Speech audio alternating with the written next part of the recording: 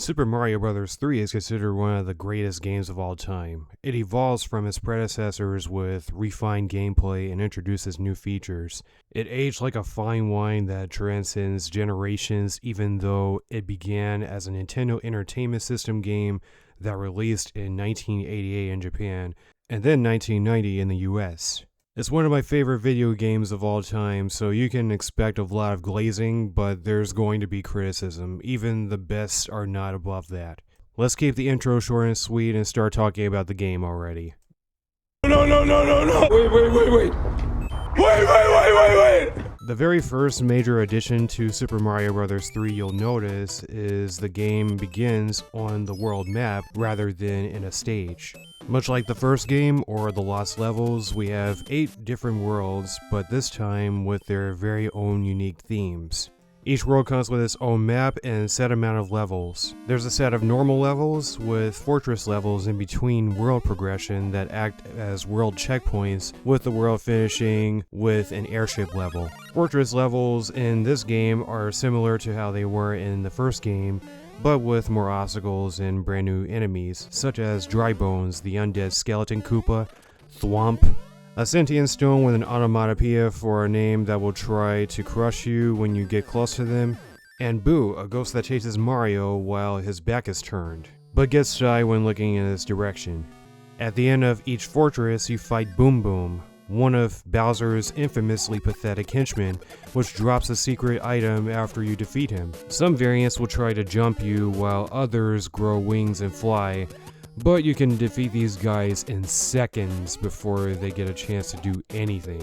When you finish a fortress level, it destroys a lock on the world map that allows you to skip levels that you've already played if you get a game over. One thing I learned recently is that there's a way to completely restart a world by inputting a button sequence. Not sure if this is an NES exclusive feature. At the end of each world, you go to that land's castle to speak to a panicked Toad about his king, who was turned into an animal with his own staff by one of the 7 Koopalings, which make their debut in this game. Each of the Koopalings takes charge of their own airship, and Mario has to chase and stop them. And I think I'll get this out of the way now. These bosses are pathetic, or annoying, only more competent than Boom Boom. Similarly, they take 3 hits to the head, and can be shot down with fireballs. Pathetic if you recognize the patterns and can easily overtake them. Annoying if you choke somehow and end up dying. This will be discussed in more detail later on. Once you defeat the Koopalings, you get back the king's staffs, reverting them to their original forms. Before transitioning to the next world, Princess Peach sends you a letter with a P leaf inside. These max out your P meter until you lose it or finish one level. More on that later. As the game progresses, not only does the game get more challenging, but the worlds get bigger and longer. World maps will also have obstacle course levels, where you have to overcome enemy territory, with Hammer Bros being the most used obstacles on maps that will randomly replace itself in a spot on the map after finishing or losing a level, and depending on where it lands, where you plan on going next, determines whether you have to fight the bro or bros. By the way, this game has different Koopa Bro variations. Aside from the aforementioned Hammer Bros, we have Boomerang Bros, which throw boomerangs, Fire Bros, which throw fireballs akin to Fire Mario, and Sledge Bros, the sumo variants that throw sledgehammers and make the ground quake when they jump. Completing these obstacle courses will grant you an item that will be placed in the item box along with other items that you can add to your collection. Speaking of, maps have mushroom houses that you can go to collect items. I should mention that the items you receive from one of the 3 boxes that you choose to open is completely based on RNG, as each box is secretly changing the items as you stand in the house. You can select an item by pulling up the item box on the world map. Aside from power-ups for stages, there are items that can be used in the world map to skip certain parts of the map, like the music box to put enemies to sleep so that you can bypass them, or hammers to destroy stone rocks. There's also warp whistles that can be obtained in 3 places. A place hidden behind the foreground of World 1-3, a hidden high place in World 1's fortress before the boss door, and a hidden piece of the World 2 map where you have to fight 2 fire bros. These warp whistles will allow you to skip to a world of your choosing. Believe it or not, before making this video, I've never actually taken out the time to collect any of the warp whistles. I would only ever see the warp whistles when people were collecting them during speedruns. These secrets were probably in a Nintendo Power magazine at some point in 1990. Or maybe there's a hidden secret in the instruction booklet somewhere that tells you that you can somehow, for some reason, drop into the background of World 1-3 to find a hidden room that leads you to a warp whistle. I'm just trying to wrap my head around how anybody could possibly find a secret like that on their own. One of the bigger issues / possible criticisms with the original version of SMB3 is that it doesn't have battery save, which essentially means turn the game off and it's back to the beginning. This can be a big issue if you're trying to play all the levels. It's probably why the worlds are designed how they are, so that you can decide which path to take and what items you use so you don't have to play the game in its entirety every time you turn it on. I didn't realize how clever the designs of these worlds were until I put 2 and 2 together. This detail is probably less meaningful considering that the All-Stars version has a dedicated save feature, but I imagine kids in the early 90s were sick of playing through this whole game and were just trying to get where they last left off, so they discovered that you can skip worlds. Let's talk about the gameplay. World 1-1 of this game follows the same level design philosophy as World 1-1 from SMB1, and yes, even the lost levels, by showing the player how to play the game through level design. This includes how to use the game's new major power-up, the Super Leaf, which gives Mario raccoon ears and a tail. With this power-up, Mario can attack enemies with a tail spin, float in the air, and more importantly, fly in the air. 1-1 also gets players acquainted with the P-meter, a meter that fills up as long as Mario runs. Once it's filled, Mario will start running like Arale Norimaki from Dr. Slump. While running as Raccoon Mario, you can jump into the air and start flying for a short period of time, but the P-meter will soon drain and Mario will be unable to fly until he lands back on his feet and fills up the P-meter again. But you can still rapidly press the jump button to make Mario stay airborne to help you land on platforms safely. You can even bounce on an endless chain of Goombas to gain some 1-ups in World 1-2. The athletic platforming is back and it's better than ever. It's the same controls as before, but the movement has been improved a lot. There's not much to say about the ground control, but the aerial mobility is where the conversation is at. Remember when Mario's movement was restricted in the air? Yeah, well, they gave Mario good aerial movement. Mario can actually move in the air and it feels good. And honestly, that's all this game really needed. Forget everything else. I'm kidding, but still, this is a major deal, and it shows that part of making a game fun is having good feeling controls. At least that's what I figure. Jumping off of enemies also feels better than ever. Instead of just bouncing off enemies, they actually act as more rewarded extra jumps, which can be used to reach higher places. While holding the run button, Mario can pick up Koopa shells, then kick them rather than just kick them. World 1-4 introduces one of the worst types of levels to ever exist in 2D platformers, the infamous auto-scroller. Auto-scrollers are kinds of levels that you either love or hate. The camera doesn't follow you, it slowly scans the level on its own. If you're playing the game casually, they're not bad. If you're a speedrunner, these levels suck. I'm not a casual or a speedrunner, but I dislike most of these levels, especially later in the game. The world maps often have split paths that allow you to choose if you want to play both levels, or skip one of them. If you're playing the game for the first time, you're going to want to try out all the levels so you can make that decision for yourself. I have a pretty interesting story about World 2, specifically the quicksand level with the angry sun. I remember seeing the sun for the first time and immediately had a bad feeling. I was so afraid to even move forward that I went to get my sister to play it. That fear passed pretty soon after I was able to play it myself, after I realized what the sun could do. This is a really fun, straightforward classic Mario level, especially if you can skillfully pull off every jump without losing speed. World 3 has a few levels that are similar, which are levels where you have to stay above water while traversing a rising and falling structure, and trying not to get eaten by Big Bertha. Speaking of World 3, swimming feels a lot better, and this time it feels more naturally integrated into the core gameplay, and not separate as a swimming section or level, if that makes sense. World 3 is an entire world dedicated to water, so it's important to make Mario feel better to control. Mario isn't as weighty in the water as he was before, but you still can bounce on enemies' heads, which means you still have to rely on the Fire Flower to attack Cheep Cheeps and bloopers.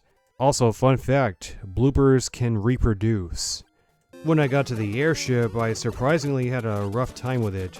I kept dying during the auto-scrolling and even lost to the boss, and let me say, you do not want to die in the airship levels. Ever.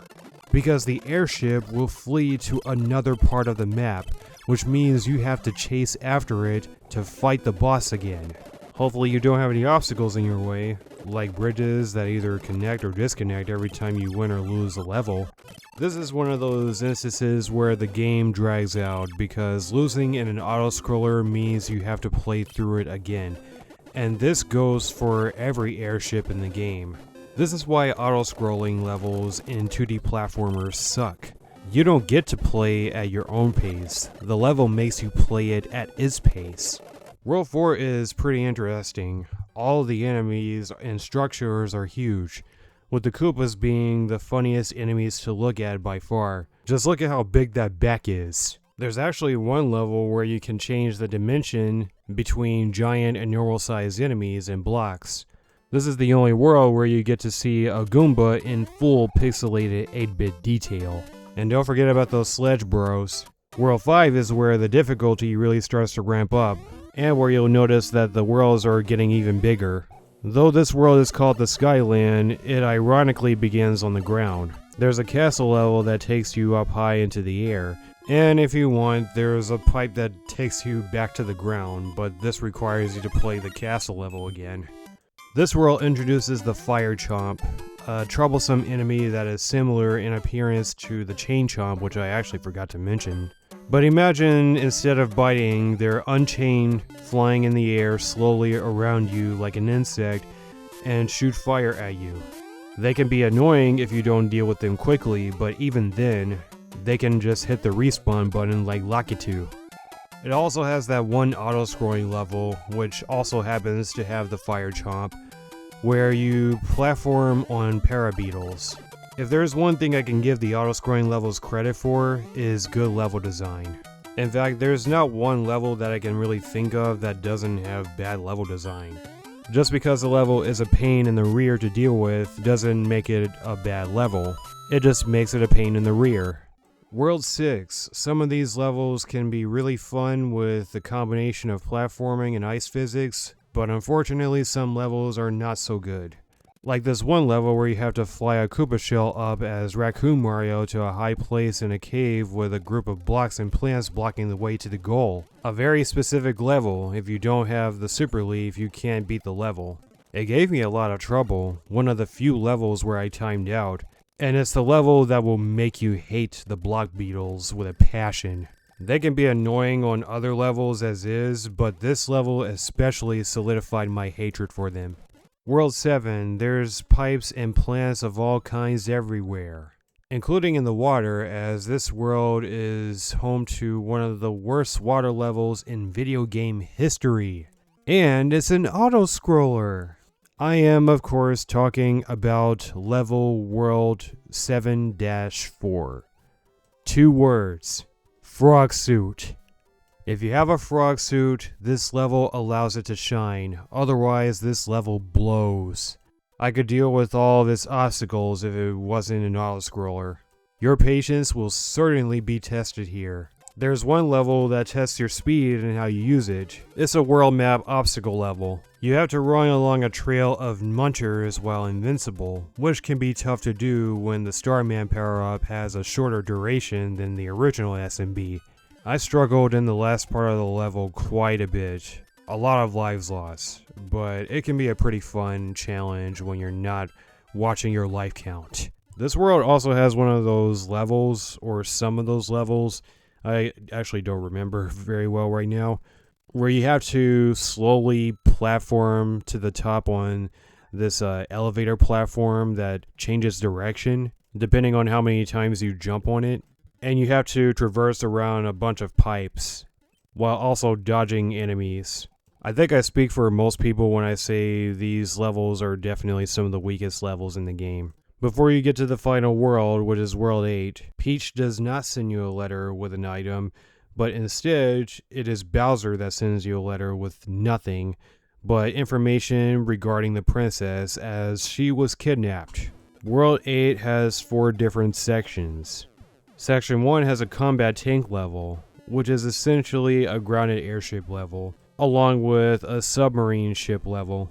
There's more airship style levels to come, just you wait. Cannonballs and auto-scrolling for days. Section 2 has grave obstacles that will drag you down by hand. These levels can be skipped with the power of RNG. Otherwise, you're getting dragged down to one of 3 levels. Level 1 is a Bros challenge, Level 2 is a lava ball obstacle course, and Level 3 is a Cheep Cheep chase. Section 2 ends with another airship level, and this time the auto-scrolling moves really fast. If you decide to use a P-Wing, I would not blame you one bit. Some might say it's one of the hardest Mario levels out there, and rightfully so. Long jumps, fire blasters, rocky wrenches everywhere, which throw wrenches that stay on the screen for a long time because of the fast auto-scrolling. That being said, I didn't struggle with this level nearly as much as some of the prior levels, or even the subsequent World 8-2. It's not even a ridiculously hard level, it just deceives you into thinking so because of how late into the game it is. There's probably a term for that, I just can't prove it. Some kind of late game anxiety.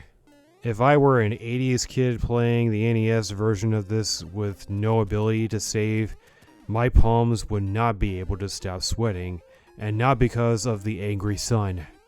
Try not to let that anxiety hit you when you get to the final fortress level before the final fortress level. I actually confused myself with that, and I wrote it. It's a level where you choose between a room full of roto discs and a room of lava.